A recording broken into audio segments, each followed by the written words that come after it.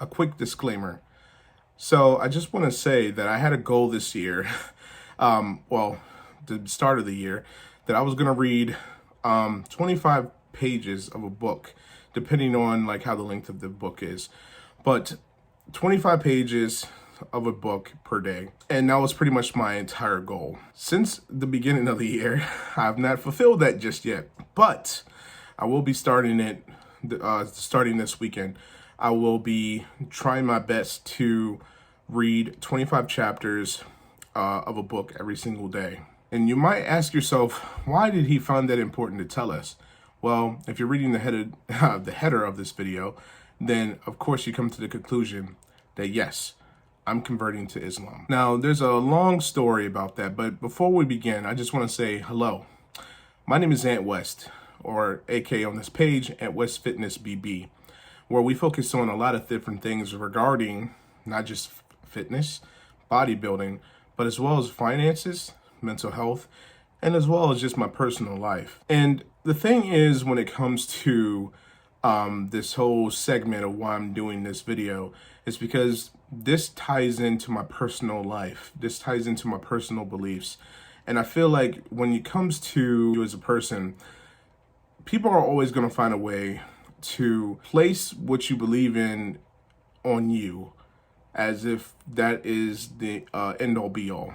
And when I say that, it typically just, all I'm just trying to say is that people conflate you being a human being and what you practice and believe to the actual belief itself. Now, some people can say, well, you're a Christian. Do you understand what that means? Do you understand the history behind that? Do you understand the belief behind that? I do. And let me just go ahead and say that I got all this pretty much covered as far as my explanation of my life and backstory when it comes to me converting to Islam. Now, I understand that Islam is a very didactic thing when it comes to livelihood, when it comes to, you know, pretty much understanding why things are the way they are. It could be subjective to some people, but for me, I don't think that's the case. Now, the reason why I say that is because I have a lot of different things that kind of led me to this. Maybe it's because it's just coincidence, because I've known people and listened to music and all these other things that led me to this, which I'm going to explain later. But I think the biggest thing is like, there's one story in particular that's going to pretty much like be the sum of why I decided to do this versus why I decided to convert, and versus why I decided not to remain Christian. So let me just start from the beginning. So when I was a young kid, you know, I'm saying I was very kind. I loved knowledge. I love the aspect of knowledge as far as like understanding why things the way they are, understanding what the framework of things are. I was always a kid that questioned a lot of things. And as a kid, you know, as a kid, when you're questioning so many things, there's so many people that kind of give you what a lot of Muslims or a lot of other people that converted to Islam say about Christian preachers and pastors, about how like you shouldn't ask too many questions. And I've always been given that kind of answer as a kid. I was always given that answer as a young adult, and it never satisfied me because I felt like if I'm going to decide something, it has to resonate with me. And when I say resonate with me, I really mean it in every sense of the term. And that's the thing. But we're going to get into that. So obviously, as I said, as a kid, I'm always questioning things. I'm always wondering like why things are the way they are. And I always felt special as a kid. When I was born, I felt like I was just meant to do great things. Felt as if I was more connected as a kid to my creator than I am now. And that's natural. I think like, you know, over time, as we grow and develop, we have all these different perceptions and ideas and beliefs of certain things due to our experience and our knowledge, that it kind of clouds the thought of, you know, the one true God. I guess you can conflate that, or you can not conflate. You can compare that to the story of Adam and Eve. And in my personal opinion, I believed in that story because the simple fact that man decided to take a bite of the forbidden fruit of knowledge makes sense, because ignorance in a sense is bliss. Now I'm sorry if I'm having a little bit of a lisp, because I was drinking lemonade and now my tongue's puffy, so I'm drinking some water. But that's what always made sense to me. I get it, because over time, when we want more knowledge, the more we kind of forget the simple things, and we forget the things that don't really matter is actually what do matter, if that makes any sense. And to continue with the story, as I've gotten older, once again, question life, question myself, question things. I questioned so many things, especially, God. But at the same time, I believed that he existed. I felt in my heart that there was something other than us. And I don't think it was aliens. I don't think it was any kind of majestic creatures per se, but I do believe there was something else. And when I was a kid, when I ever tried to think deeply and thought about God, and I was, people ask a simple question, well, if there's a God, then God must have to die. He has to have, if he created life, that means he must be life himself. And so, which means that he has to die at some point. And when you try to think about if God can die, or if God was, sent here from someone, I promise you, when I was a kid, I would have moments where I think about this as a kid, and my brain would literally hurt. I felt like my mind was crushing itself trying to figure out what the answer to that is. And I believe that was a sign. We have limitations on our thinking and our ways of life. So that's one sign as to why I believe in Islam. Another example is when I got older, when I was graduating high school, there was a time where I personally was just super depressed from 2012 to all the way about 2015, early 2015.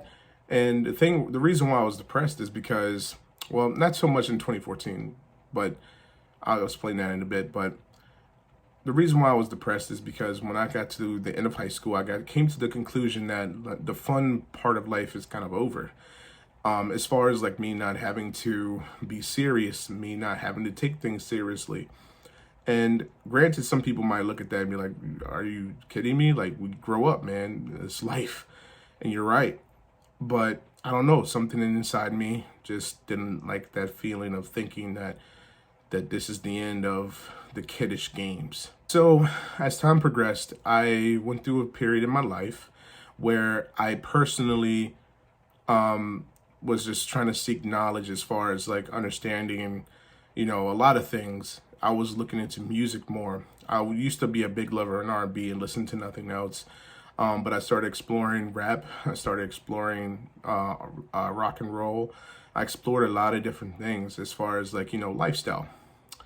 And there was one thing that I also started to look into, which I'm going to explain starting now in this next section. So one thing I started to explore was Tupac, as far as, the music stuff goes. And something that when it came to Tupac, there was a lot of every time I listened to opinions about Pac, it was always about he was a thug, he was this, he was that. He had so many different, sides to him that people fell in love with. But all that aside, I started looking into Tupac because I wanted to understand him and relate him to my life in any way, shape, or form I could, because I wanted to understand what was so fascinating about this man. And one thing that I fell in love with as him as a man, and yes, there's no pause moment here. But one thing I fell in love with him as a man was the relationship he had with God. And as far as him believing that what he's doing is right. And granted, he might be wrong, but he's okay with saying, well, right now I feel that I'm right. And if I'm wrong in the future, I'm glad to say, that I was wrong. But right now I feel that I am right. And I don't, and I felt like that was how I was as a kid. There would be times where I questioned things and I felt strongly about certain things without even really me having an answer as to why. but I felt like it was right in my heart. With that being said, I had, from there on forward, I had a lot of other examples as far as why I decided to look more into Islam. But I think like this is the biggest part right here. So 2014 was a really devastating year for me.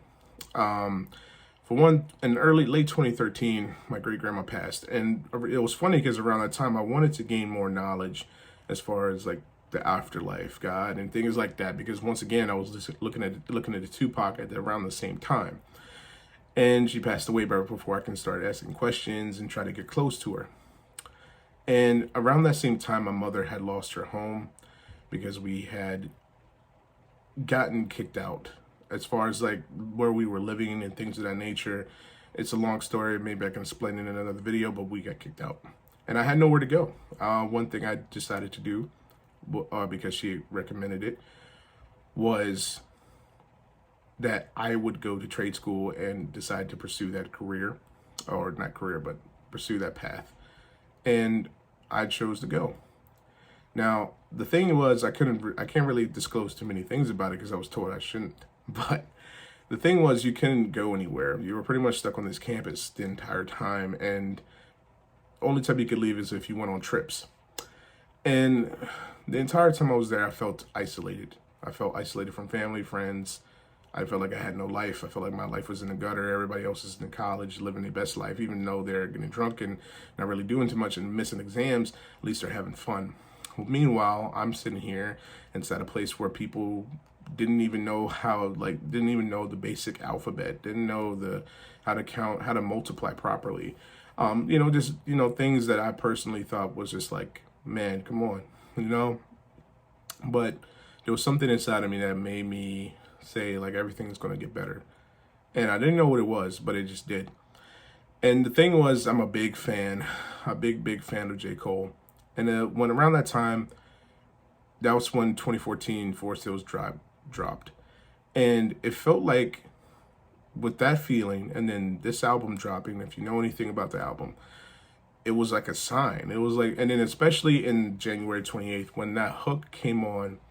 If you know the hook, you just know. But the hook was something that spoke to me so tremendously deeply, and it made me just feel like everything's gonna be good, things are gonna get better, things of that nature. So I decided to be, just grow my relationship with God even more. So that was like the biggest thing for me that kind of like spoke levels. Now, some people might ask, like, what does this have to do with Islam? But the thing is, like, there's like different hints of it as time goes on. I had a lot of Egyptian friends. I had a lot of friends that were Muslim. I had a couple of girls that I knew that were Muslim that I wanted to be with and date, but obviously you can't. But there was also people that in the hip hop community that I was studying slightly that believed in it.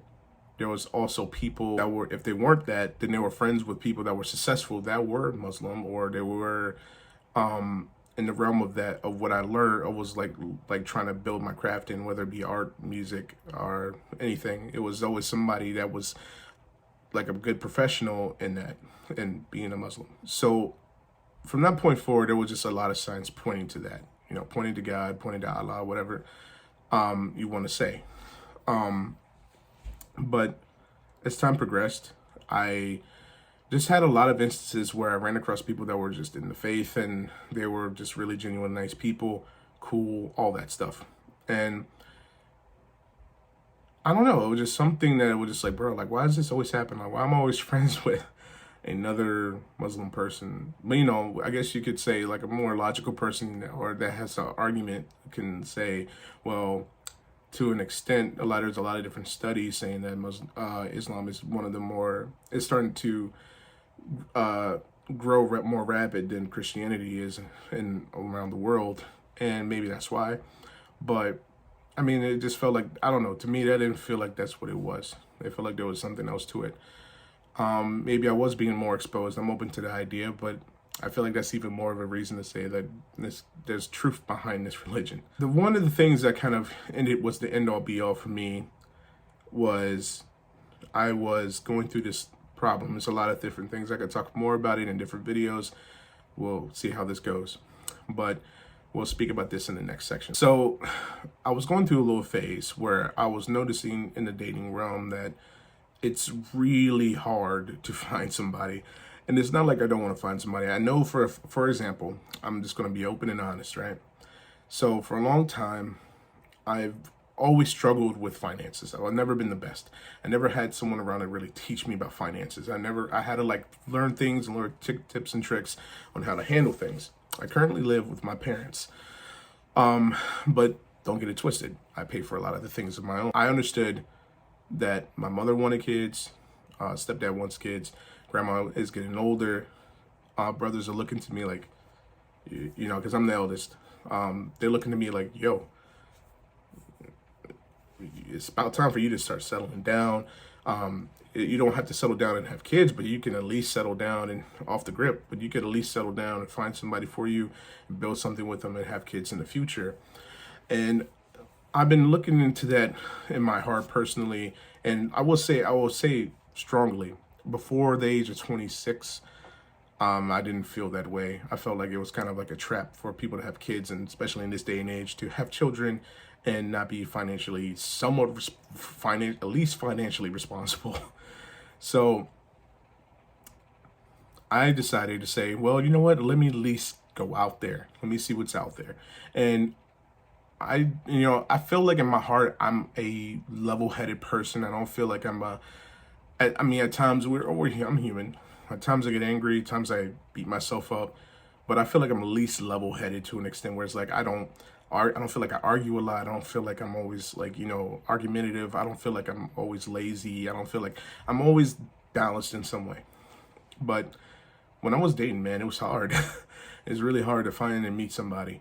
And the thing is for me is when I went on these dates, I would just feel really angry. Like I would feel like I was being used, or I felt like my time was wasted. I got out of a situationship for almost 11 years. If you want to hear about that story, we got I can make a whole video about that. But for right now, I'm just going to stick to this. But I was just kind of over dating. So I took a year off. And around that time, I remember I read a book when I first started a job in 2019. It was called No More Mr. Nice Guy by Robert Glover. I can post a picture right here. But essentially, it talked about like why, the manosphere, or like, why men are the way they are and what we need to do to get out of that. I always try to reread it at least once a year. I still have the book in my closet. But essentially I started looking, that kind of made me dive into the red pill, movement. And I ain't gonna lie, like when I started realizing, oh, this is why women do what they do. Like, this is why I wasn't chosen. This is why she decides that, or why she thinks this is the way, or, whatever it may be. It was just a lot of different, to me, it was very shallow. It was a lot of different, it was a lot of shallow ideology as far as like why women choose the way they choose, and hell, like just not women, but guys do what they do as far as like they pretend to be alpha. It was just like, to me, I didn't really get that. And if you want to categorize me in that little manosphere, I guess you could say I'm a man of the men that go their own way. But nonetheless, I started getting angry. I started feeling this anger within me, like, so this is why, and so this is why she doesn't do this with me, or she's not talking to me because I'm in this position and she wants me to be in this position. And I just felt like I was inadequate, and not inadequate in the sense of like where I'm at, because look, life is hard, man. We got to do what we got to do to get by. And it's not to say we can always improve and do better, but life is hard as shit. But anyway, I started feeling angry. And I remember, like, I tried to get out of that mindset of stop being angry, learn to meditate, learn to move away from that negative, toxic stuff, and just get back to who you are. And understand that, look, this is just the world. The world is fucked up. Everything's in a disarray.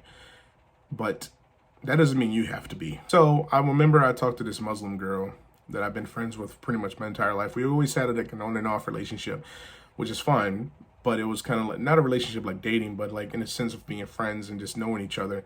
And there'll be times where she would just pop up randomly in my life, and I'm just like, what in the world is going on? And this was kind of like the thing that kind of was the end all be all. But she was Muslim. And we had a conversation because I was going out drinking for a little while. I could talk about that in a story if you like. But I was going out drinking a lot, and I decided to take a break, but I wanted to still drink here and there. But we had a conversation about drinking, and I remember she said, well, in our religion, it's a sin to drink. And I was like, a sin to drink? Like, to me, I thought it was kind of a little absurd. But the more I thought about it, the more it makes sense. The more you go around it, the more you get around people that have it, it's kind of like you're just kind of putting yourself in that mind state. Oh, I can have a drink. It's like, no, I don't. You shouldn't be in that mind state. You should be in the mind state if it's doing something, I'm doing it for me. And I feel like, well, if drinking doesn't really help you in some sense, then I don't feel like you should be doing it. I was looking into Islam because of those conversations, and it was like barely any research. It was kind of like me just watching FTD facts videos, and I was just thinking I knew it all at that point. And I tried to converse with her about what I was thinking about and what it was about, and she was just kind of like, well, can you stop messaging me? I guess she's like, really, her family's very strict, but essentially she was just like, can you stop messaging me, all these other things. And I was just like, wow, you're really gonna get offended from me messaging you? Like, I'm not even with you in person, you know? Like, I'm just messaging you, trying to get and just have a conversation. And she decided to block me because she was upset. But she wasn't mad, but I asked for forgiveness, you know?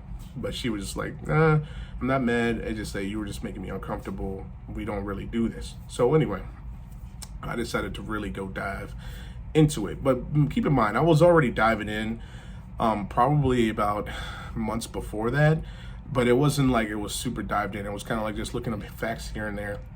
But nonetheless, I decided to really dive in this last couple of months, or a few months really.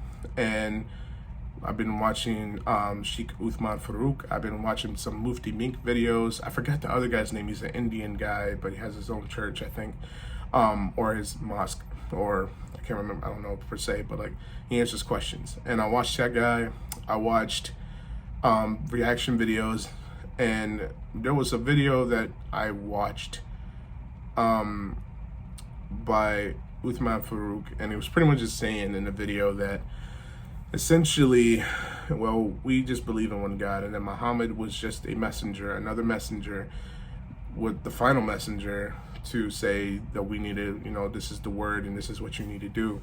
And, you know, for a long time there, I guess you could say there has been a lot of misconceptions about the Middle East, especially from the Western standpoint. It's always about terrorism, it's about oppression, it's always about like they mess with their aunts and uncles or whatever it was, and it was just like silly nonsense. But nonetheless, I started really looking into it, and I must say, most of it aligns with what I just believe anyway. So to end off this video, yeah, like pretty much Islam aligns with a lot of what I believe.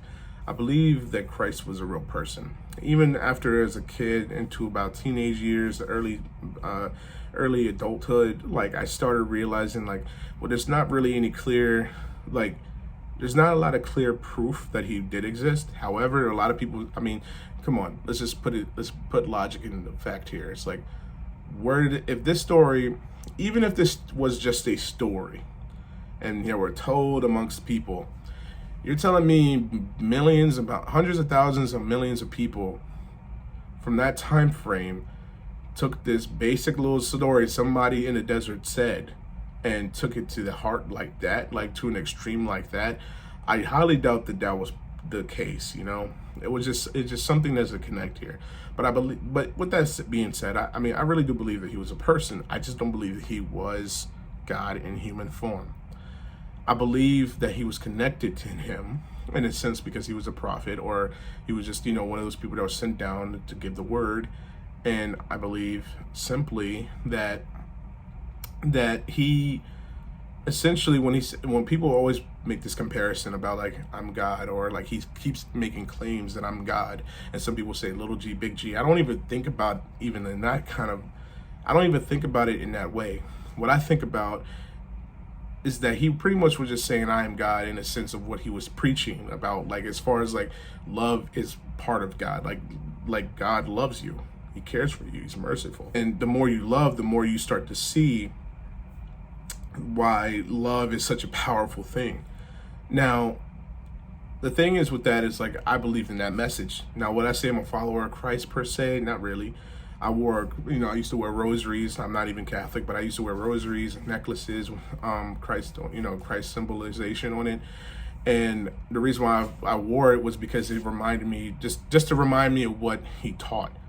Reminded me to love, be kind, generous, forgiving, things of that nature. Just just what Christ taught. It wasn't to remember him per se. It was to remember what he taught. And if that's what God wants us to do, then all by means, I believe that we should do it. Christ is just to help me remember that this is what this is about.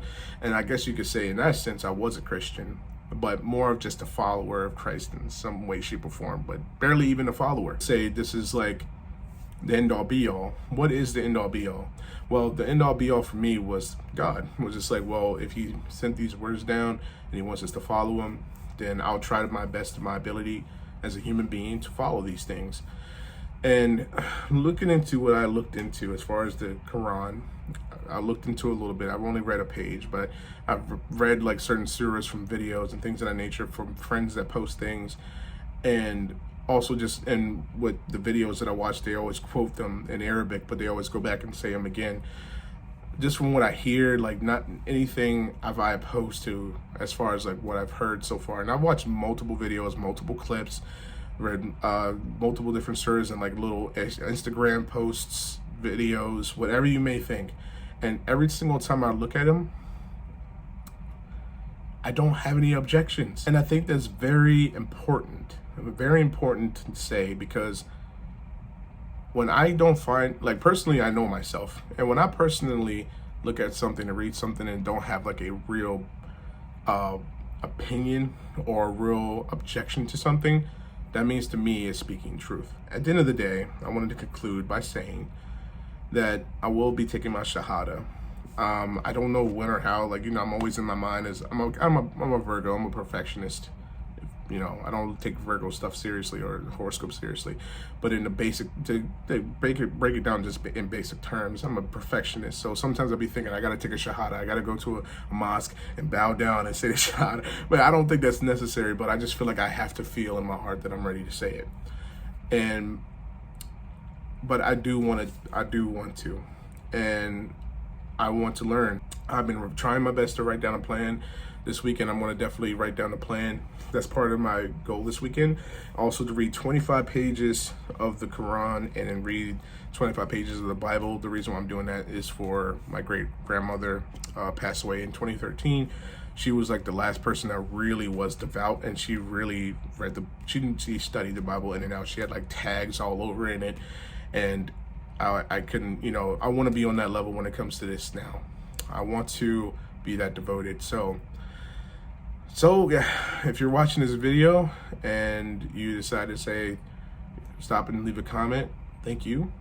Once again, I'm still new to all this stuff, to Islam and the way, Muslim culture. But I hope to learn more and hopefully be able to make some sort of change in the world. So thank you for watching, and I'll catch you guys in the next video.